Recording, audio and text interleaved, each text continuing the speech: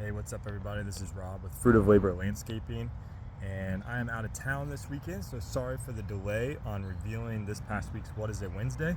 I'm gonna go ahead and do that today. Before I get to it, I just want to let everybody know that we only had one correct answer this week, and so that person is the winner by default. No random drawing needed, and we didn't have a whole lot of participation, but I really think that this week's plant was pretty difficult just because it's not as widely known. It's not really cultivated for sale, and even native gardeners are probably not keeping it in their garden as much as some of the others.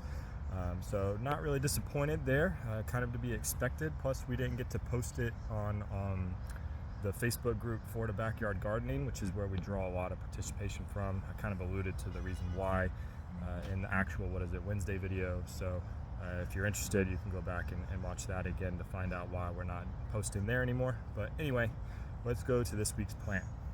I'm gonna kind of cut in video from the actual What Is It Wednesday since I'm out of town. So here we go. But yeah, so this week's plant is a Florida native, but it's also native to majority of the North American continent, I believe, or at least the United States. And this is called American Burnweed. It also goes by many common names like fireweed, or several others that I'll put in text up here. I'll also be putting the scientific or botanical name in text up here.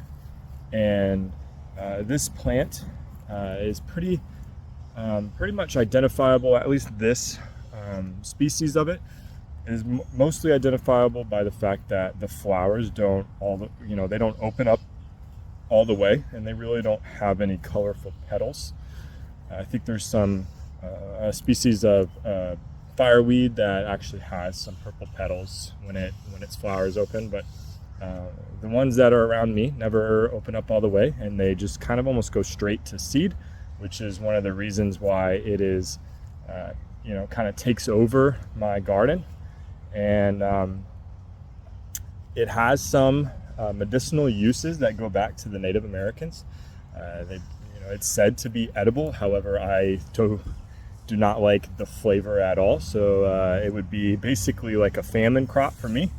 However, I have noticed that the beneficial insects, especially the lady beetles, ladybugs, seem to just really love it. I mean, I'll stitch in another video that I have of just ladybugs galore all over this plant. I haven't dug into the why on that, but if there's any good reason to keep a plant around that I'm not going to eat, it's to attract pollinators and to attract beneficial insects. So I'm going to leave a couple of these around. I'm going to pull the volunteers that I don't want, but if they're going to attract ladybugs for me, and that'll help control my aphids and my mealybugs and whatever else, then for sure this plant is going to be a keeper on top of being a native plant.